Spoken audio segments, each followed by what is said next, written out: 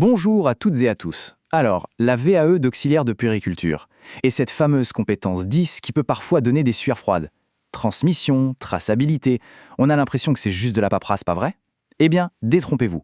On va voir ensemble que c'est bien plus que ça. C'est une compétence essentielle au cœur de votre métier.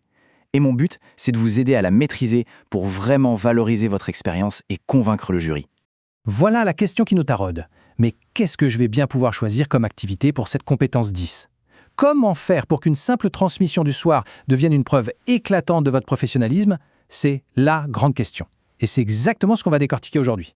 Alors, voilà notre programme. On va d'abord décoder cette fameuse compétence. Ensuite, on verra quelle activité choisir, quels sont les outils et processus importants. On va se mettre dans la tête du jury, on regardera les pièges à éviter et on finira sur l'essentiel, votre rôle crucial. Allez, on y va?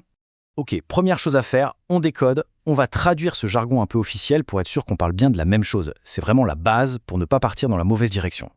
Bon, la voilà, la définition officielle. Rechercher, traiter et transmettre les données pertinentes pour assurer la continuité et la traçabilité. Oula, ça sonne un peu administratif, on est d'accord. On a presque l'impression d'être dans un bureau. Mais en fait, si on gratte un peu, c'est exactement ce que vous faites tous les jours.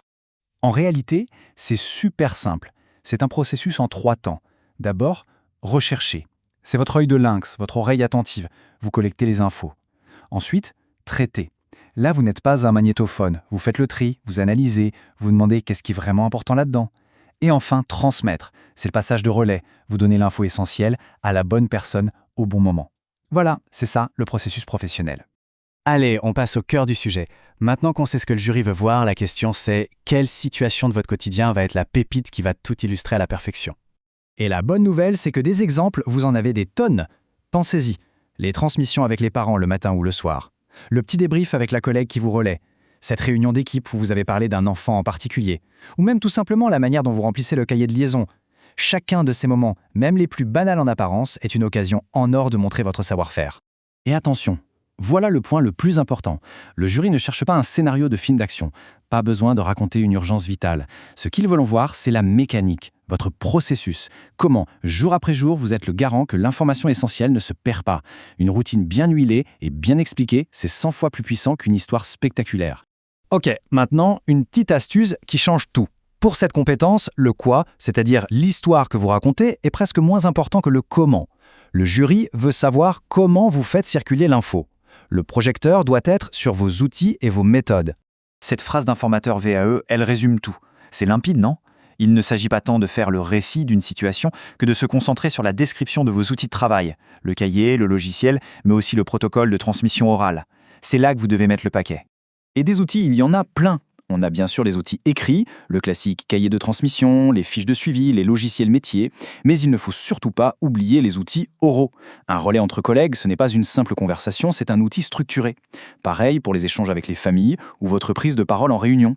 Le but, c'est de montrer que vous jonglez avec tout ça, l'écrit comme l'oral. Parfait, on sait quoi raconter et avec quoi. Maintenant, enfilons les lunettes du jury. Essayons de penser comme eux. Qu'est-ce qu'ils recherchent au fond quand ils lisent votre dossier sur cette compétence? En gros, le jury veut voir votre analyse. Il ne se contente pas de lire votre action, il évalue votre maîtrise professionnelle. Ils vont se demander, est-ce que ce que la personne décrit correspond bien au référentiel? Est-ce qu'elle montre de l'autonomie, de la rigueur? Et est-ce qu'elle a compris que cette compétence est absolument centrale? Et pour la compétence 10, croyez-moi, la réponse attendue est un immense oui. Pour faire simple, imaginez que le jury a une checklist dans la tête. Et il va cocher des cases en vous lisant. Continuité et traçabilité des soins? Check. Capacité d'analyse et de synthèse? Check. Respect de la confidentialité? Double check, ça c'est hyper important. Collaboration avec l'équipe? Check. Et la case bonus?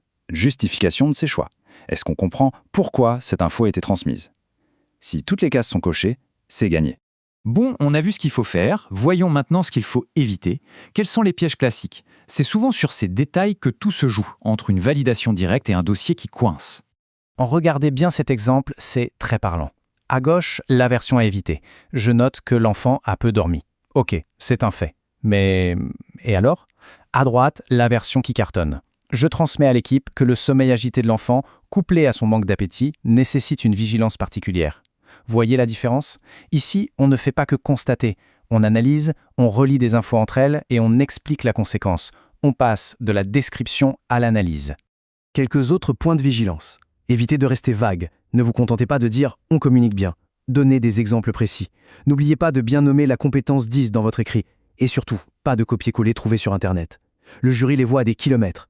Votre expérience, même si elle vous semble simple, est unique. C'est ça qu'ils veulent lire. Soyez authentique, c'est votre meilleur atout. Allez, pour finir, on prend un peu de recul. Parce que cette compétence, ce n'est pas juste un chapitre à remplir pour avoir un diplôme. C'est bien plus que ça. C'est l'essence même de votre responsabilité professionnelle.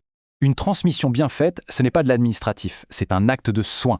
C'est la garantie de la sécurité de l'enfant. Pensez-y, chaque info que vous passez, c'est un fil de sécurité que vous tissez autour de l'enfant. Vous êtes ce maillon essentiel dans la chaîne de vigilance. Sans vous, la chaîne se brise. C'est cette conscience de votre rôle de maillon fiable qui doit transparaître dans votre écrit. Alors, je vous laisse avec une question pour vous mettre au travail tout de suite. Réfléchissez, cette semaine, quelle est la transmission, même toute petite, que vous avez faite et qui était vraiment cruciale? Pourquoi était-elle si importante? Le jour où vous mettrez le doigt sur cette situation et son pourquoi, eh bien, vous tiendrez l'activité parfaite pour votre livret. Je vous souhaite un très bon courage pour la rédaction.